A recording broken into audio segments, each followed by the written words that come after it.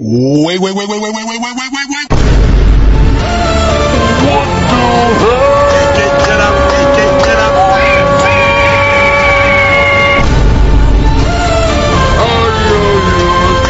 Get up a little tempo.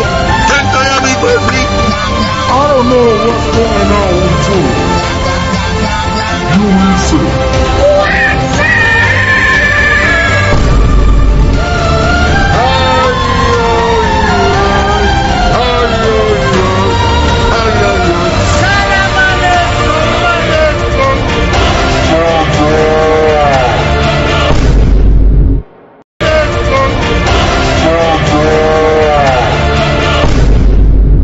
Meron ding pasalubong dito. Lahat ng pinapuntahan naming tourist spot, meron din silang kanya-kanya mga souvenir shop tulad niyan, guys. Tapos dito, pabalik sa taas.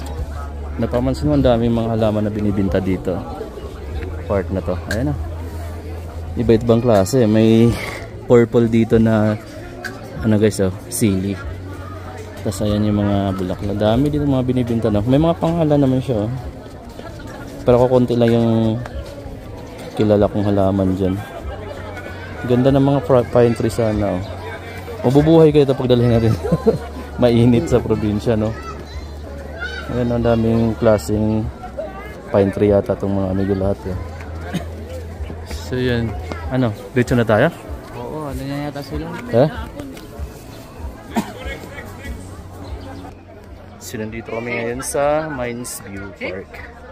Palabis na kami. Okay, sulit na sulit yung Baguio tour namin, no? Hindi pa namin naubos yung package ng tour namin. Ano pa lang, magti-10 AM pa lang. So marami pa kaming puntahan. Kaya medyo mabilis ang view. Pero dito talaga ako, guys, na-miss sa view dito sa Mines View Park. Sobrang solid yung views dito. Ay, yung view dito. Sobrang daming tao din. Grabe. Ayan, oh.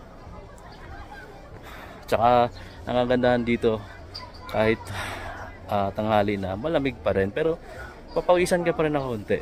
Pero hindi tulad dun sa Metro Manila na talagang tag-tak-tak yung pawis mo. Dito maya maya mawawala na rin kasi malamig pa rin yung simoy ng hangin dito sa Baguio City, guys.